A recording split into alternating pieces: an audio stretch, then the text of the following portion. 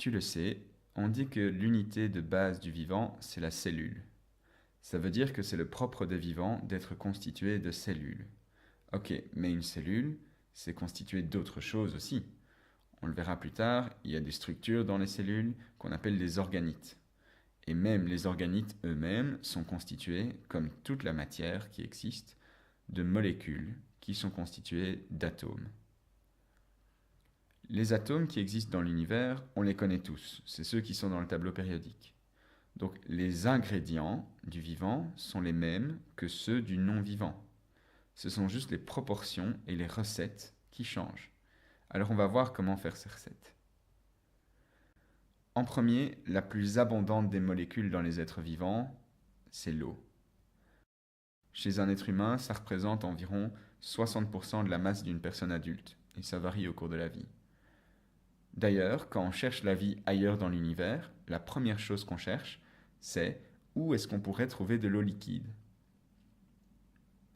Alors, pourquoi l'eau c'est si important? Tout d'abord, regardons la structure de la molécule.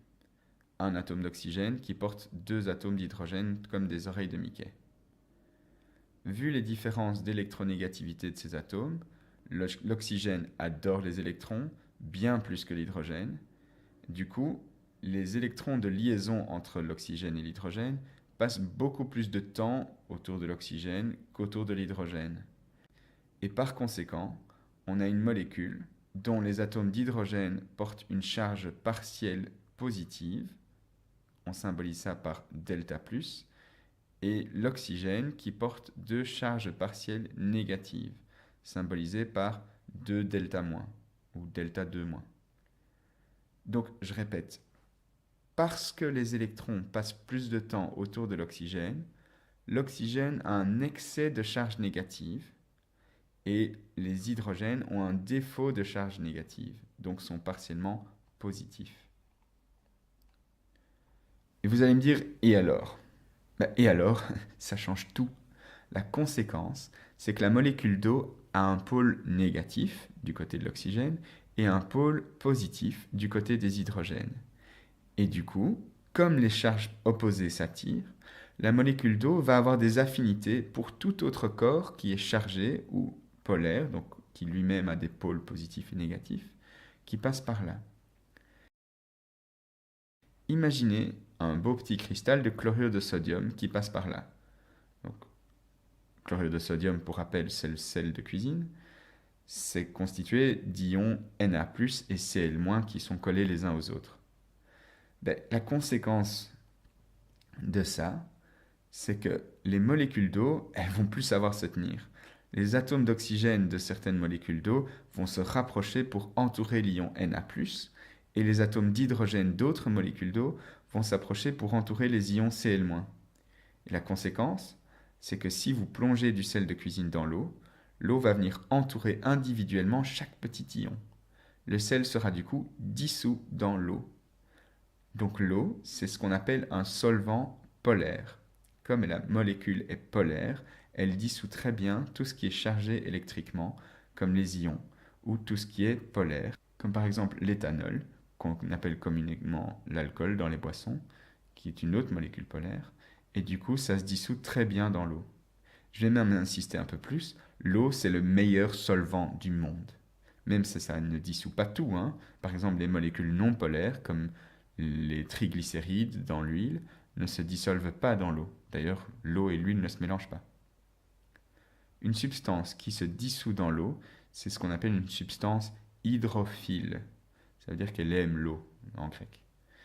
Et une substance qui ne se dissout pas dans l'eau, c'est ce qu'on appelle une substance hydrophobe, qui n'aime pas l'eau. On va même pousser ça un cran plus loin. Regardez, les molécules d'eau sont polaires, à un tel point qu'elles s'attirent les unes les autres. Si vous mettez des molécules d'eau dans un verre, elles vont toutes danser autour des unes des autres, elles vont s'attirer les unes les autres et former des liaisons temporaires, donc des liaisons qui se font et se défont très rapidement. Ces liaisons se forment entre l'atome d'oxygène d'une molécule d'eau et l'atome d'hydrogène d'une autre molécule d'eau. Ces liaisons temporaires, on appelle ça des ponts hydrogènes ou liaisons hydrogènes, aussi appelées ponts H ou liaison H. Ces liaisons hydrogènes, c'est la raison pour laquelle les molécules d'eau tiennent bien ensemble et forment un tout cohérent. C'est ce qui assure la cohésion de l'eau. C'est pourquoi quand vous buvez de l'eau à la paille, vous n'aspirez pas une molécule à la fois, mais le fait d'en aspirer une, qui est accrochée à sa voisine, elle-même liée à une autre voisine, etc., ça entraîne toute une colonne d'eau qui monte vers vous. Ces liaisons entre les molécules d'eau, c'est aussi ce qui explique que faire un plat dans la piscine, ça fait aussi mal. Si les molécules d'eau ne tenaient pas bien ensemble, on pourrait plus facilement percer la surface de l'eau sans rencontrer autant de résistance. C'est aussi grâce à cette cohésion de l'eau que certains insectes parviennent à marcher sur l'eau. Comme ils sont légers et qu'ils ont des pattes recouvertes d'une substance hydrophobe, la cohésion entre molécules d'eau permet de résister à leur poids. Et dernièrement, l'eau est un beau milieu réactionnel. Si on est en vie, c'est parce qu'un tas de réactions chimiques se passent constamment. Et pour que ces réactions se passent, il faut que les molécules se rencontrent quelque part. Et dans le monde vivant, toutes ces réactions se passent dans l'eau. Toutes les molécules y sont baignées, toutes les molécules s'y déplacent et s'y rencontrent. Tant d'autres choses pourraient encore être dites sur l'eau, mais on va garder ça pour plus tard dans votre vie. Maintenant, c'est l'heure de passer aux autres molécules du vivant.